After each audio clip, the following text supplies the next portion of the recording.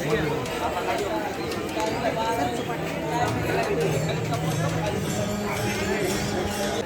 आहे त्या पद्धतीनं सर्व वारकऱ्यांना त्या संदर्भात प्रशासनाला, पोलीस प्रशासनाला त्या संबंधात सूचना आपण करू. परिस्थिती तुमचं काय म्हणणं असेल तर तसंही सांगा. संख्या कमी करणारा आपलं एकमत झालेलं आहे. वारकऱ्यांना आपण देऊया. आपण सांगितलंय की प्रत्येक वारकरी ज्या ठिकाणी आहे त्याच ठिकाणी त्यांनी थांबावं किंवा त्याच्या तोही फार मोठे सगळं डिस्ट्रॉय झालं. काहीच नाही ना सगळं. श्री ज्ञानेश्वर महाराज संस्थान कमिटी आळंदीच्या सर्व विश्वस्तांची बैठक आज दिनांक 6 जुलै 2026 रोजी आयोजित करण्यात आलेली होती.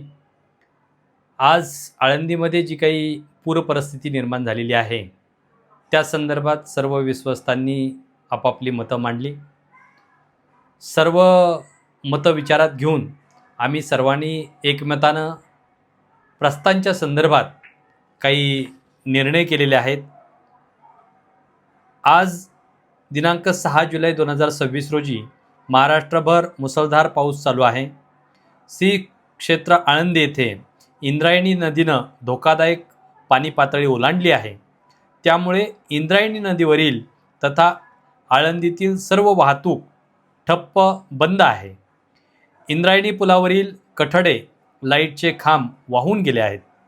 आळंदी नगर परिषदेचे वॉटर हाऊस पूर्णपणे पाण्याखाली गेले आहे.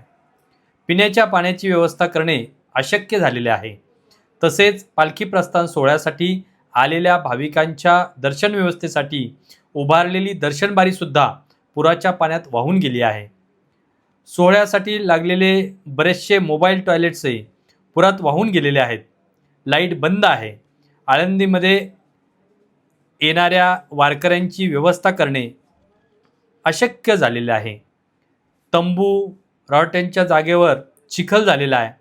तसेच निवाऱ्याची सोय करणं अशक्य झालेलं आहे. संस्थान कमिटीनं श्री संत ज्ञानेश्वर महाराज यांचा आषाढी वारी पालखी सोहळा 2026चा पालखी प्रस्थान कार्यक्रम वेळेप्रमाणे व ठरल्याप्रमाणे 8 जुलै 2026 रोजी दुपारी 3 वाजता श्री संत ज्ञानेश्वर महाराज संजीवन समाधी मंदिर आळंदी येथून सोहळा सुरू होऊन काही मर्यादित लोकांच्या सहभागात हा सोहळा संपन्न करण्याचा निर्णय संस्थांनं घेतलेला आहे. यामध्ये श्रींच्या रथापुढील दिंडी क्रमांक 1 ते 27 व रथामागील दिंडी क्रमांक 1 ते 20 पोटभाग धरून एकूण 56 ज्या काही दिंड्या आहेत त्यामधील प्रत्येकी 10 वारकरी असे एकूण 560 वारकरी आणि परंपरेनुसार दिंडी प्रमुख, मानकरी, सेवेकरी, प्रतिष्ठित यांना नारळ प्रसादासाठी आपण प्रवेश देणार आहोत. तसेच मानाचे खांदेकरी, कर्मचारी, आरोग्य, स्वच्छता सेवक, पोलीस असे एकूण 1660 व्यक्तीमध्ये पालखी प्रस्थान सोहळा पार पाडण्यात येणार आहे. त्यामुळे सर्व वारकरी बांधवांना नम्र आवाहन करण्यात येते की पालखी प्रस्थान सोहळ्याकरिता आळंदीत आपण न येता पाऊस व नैसर्गिक वातावरण पाहून पुढील मुक्कामी सोहळ्यात सहभागी होण्याबाबत संस्थान कमिटी आपणास निवेदन प्रसिद्ध करेल. त्याप्रमाणे आपण सहभागी व्हावं अशी नम्र विनंती संस्थांच्या वतीनं करण्यात येत आहे.